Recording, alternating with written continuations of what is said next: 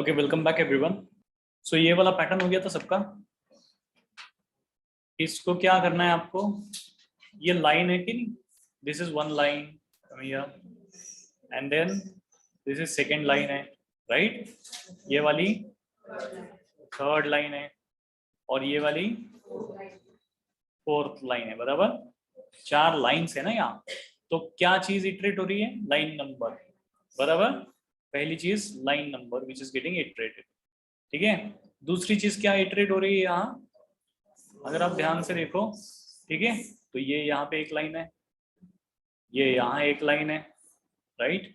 और ये यहाँ एक लाइन है और ये यहाँ पे एक लाइन है, कुछ इस तरह से।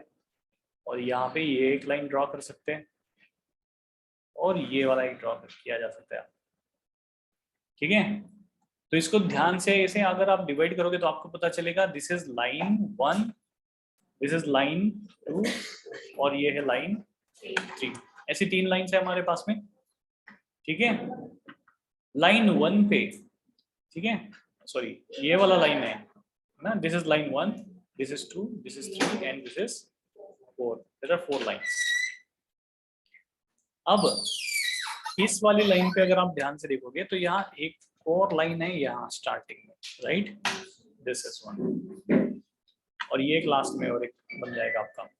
तो यहाँ अगर आप देखोगे लाइन 1 पे क्या है, 1 2 3 स्पेसेस है।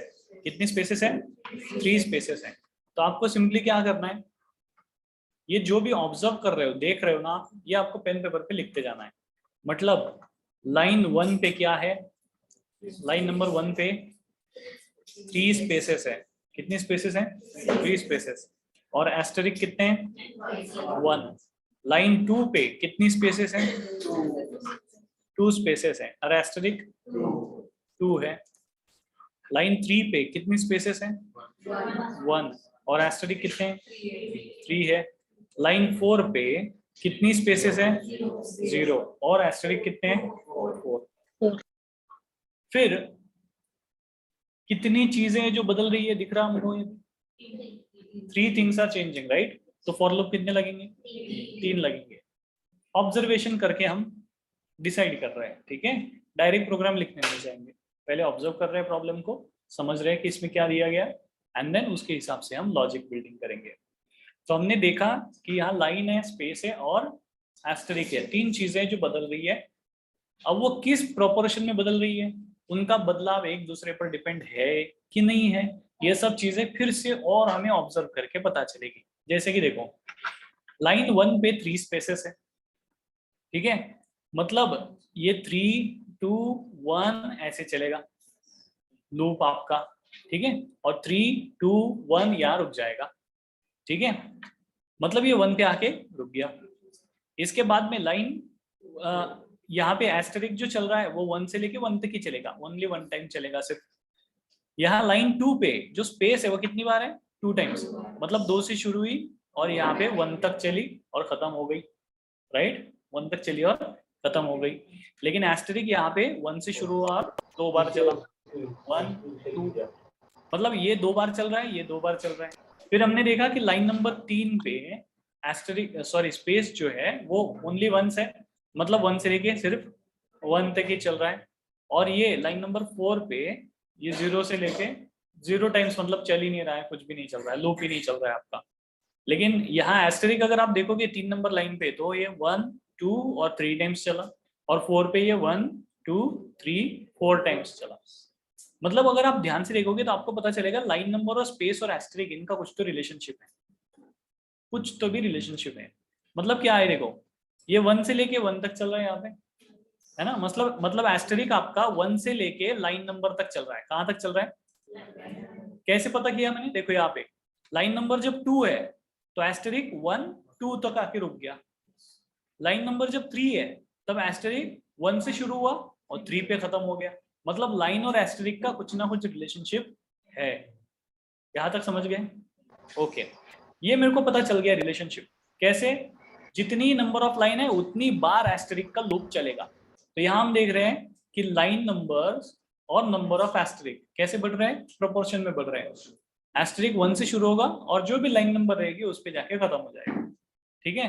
तो एस्टेरिक का लूप कैसे शुरू होगा, for int AST is equal to 1 से शुरू हो रहा है और खत्म कहाँ पे होगा, AST less than equal to line नहीं हो जाता तब तक, और AST प्लस प्लस कर देंगे। ये फॉर लूप कैसे लिखना है हमें पता चल गया। दूसरा स्पेस वाला फॉर लूप है, स्पेस वाला उल्टा चल रहा है, ठीक है।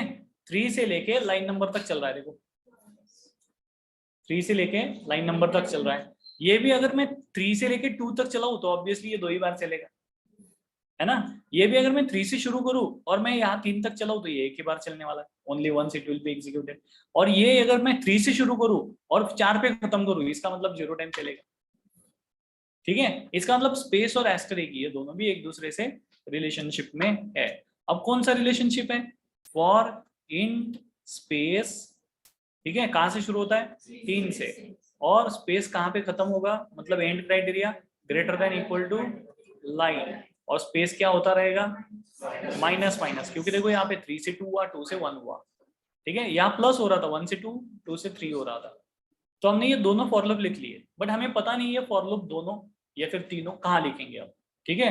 हमने बस फिगर आउट कर लिया कि ये 3 फॉर लूप लगेंगे, बट इनका प्लेसमेंट क्या होगा ये हमें नहीं पता। That's okay, absolutely fine. फिर से ऑब्जर्व करो यहाँ पे, यहाँ सबसे पहले लाइन चली, ठीक है, इसके बाद क्या चला, मतलब सबसे पहले किसका फॉर लूप आएगा, उसके बाद किसका आएगा, ठीक है, यहाँ तक समझ गए, और उसके बाद किसका आएगा। तो हम क्या करेंगे फिर, फॉर लूप लाइन वाला लिखना चालू कर देंगे सबसे पहले, ठीक है। फॉर लूप यहाँ पे लिखा int line is equal to 1, line less और इक्वल टू 4, और लाइन प्लस प्लस कर दिया, ठीक है। अब जैसे मैंने कहा कि ये 2 फॉर लूप बचे हुए जो लिखने, बट वो लिखे कहाँ, एक के अंदर एक लिखे, एक के बाहर लिखे, कैसे लिखे वो हमें नहीं पता, उसको भी फिगर आउट करेंगे हम, ठीक है। जब लाइन नंबर 1 है तो नंबर ऑफ स्पेसेस 3 चल रही है, राइट, मतलब लाइन नंबर वाला ट्रू होगा तभी अंदर जाएगा और 3 स्पेसेस बनाएगा और फिर बाद में एक एस्टेरिक बनाएगा, मतलब 3 स्पेसेस के बाद में एक एस्टेरिक, ठीक है। इसका मतलब जब लाइन नंबर ट्रू होगा तो अंदर जाना चाहिए, मतलब ये लाइन, ये जो स्पेस वाला फॉर लूप ये अंदर आएगा किसके, लाइन वाले के, इसलिए मैंने ये फॉर लूप कहाँ लिखा, ठीक है, ये मैंने लिखा लाइन वाले के अंदर, ठीक है। और यहाँ क्या लिख दिया, लाइन, और ये स्पेस माइनस माइनस हो गया, ठीक है। और यहाँ सिस्टम डॉट आउट प्रिंट करेंगे, क्या प्रिंट करोगे, स्पेस प्रिंट कर देंगे, ठीक है। अब बचा कौन, एस्टेरिक वाला। अब स्पेस के बाद में एस्टेरिक करना है ना मुझे, इसलिए एस्टेरिक वाला फॉर लूप इधर इसके अंदर आएगा क्या, नहीं, स्पेस वाला खत्म हो जाएगा, उसके बाद में दूसरा फॉर आएगा, राइट, राइट और रॉन्ग। यहाँ पे क्या आएगा, इंट एस्टेरिक इक्वल टू, शुरुआत कहां से होगी इसकी 1 से, खत्म कहां होगा लाइन पे, और AST प्लस प्लस हो जाएगा, गॉट इट। और यहाँ पे system dot out dot print हो जाएगा क्या, एस्टेरिक। बट इधर भी ध्यान से देखो, एस्टेरिक के बाद में फिर से क्या है, इसलिए हम इधर क्या डाल देंगे, ओके चलिए। तो ये मैंने प्लेसमेंट्स कर दी। अब ये प्लेसमेंट कैसे की मैंने, ऑब्वियसली प्रॉब्लम को ऑब्जर्व करके, इसलिए आपको प्रॉब्लम को ऑब्जर्व करना सीखना है। अब ये ऑब्जर्वेशन मैंने बहुत फटाफट कर लिया, शायद आपकी केस में ये ऑब्जर्वेशन जल्दी नहीं है ना, आपको ये ऑब्जर्वेशन, ये नजर जल्दी नहीं आए, दैट्स एब्सोल्युटली फाइन, बिल्कुल फाइन है, कोई प्रॉब्लम नहीं है।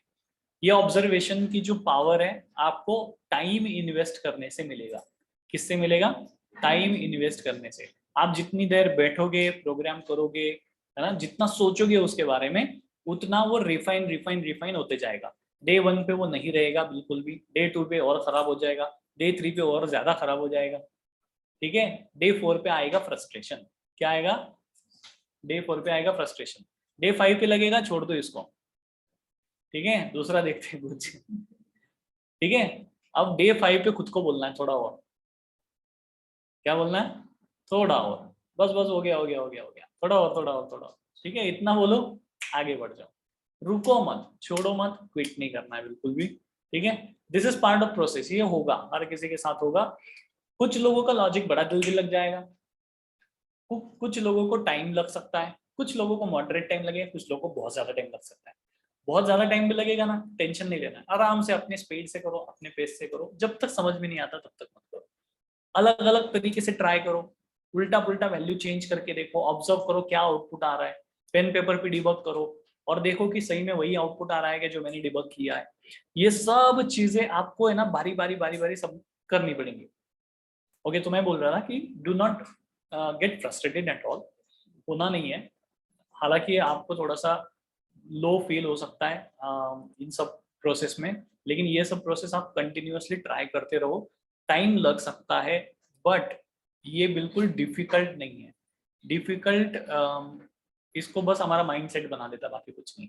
हम प्रॉब्लम को बहुत बड़ा करके जूम करके देखते हैं ना, इसलिए वो बड़ा बड़ा दिखाई देता है ना, हालांकि वो छोटा होता है। आफ्टर अ मंथ और सो आपको अगर मैं ये पिरामिड का प्रोग्राम बोलूंगा ना करने के लिए, आप बोलोगे कुछ ढंग का प्रोग्राम दो,